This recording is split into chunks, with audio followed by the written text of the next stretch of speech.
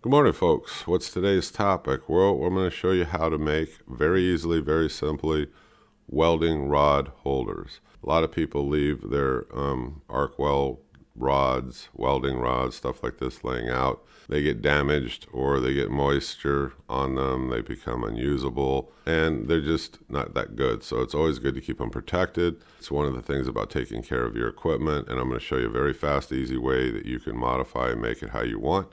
Add it to your cart, add it to whatever you want.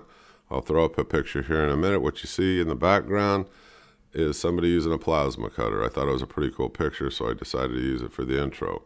Okay, no long intros like I always say. Let's jump forward. Let's take a look at what you can make and how to do it, and will be today's welding tip for you.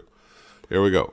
Okay, what you got above me is just simple PVC pipe. PVC pipe ends, caps.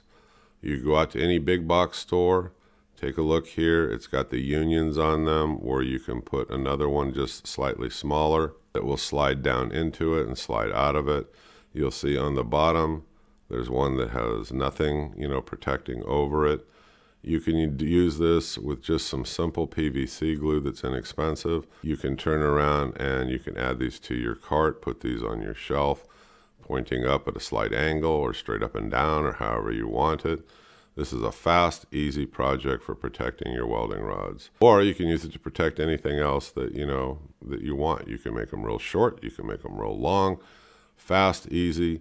It's kind of a no-brainer thing. I just thought I would make it a quick tip because I had somebody say, well, what do you do with welding rods? I have something very similar to this. I got this picture off of the web, but I have, I think, two. I've got one for brazing rod and I have one for welding rods, just like it is here in the picture. This guy has like a whole bunch of different ones because he does a whole bunch of different things and he's got them all sized.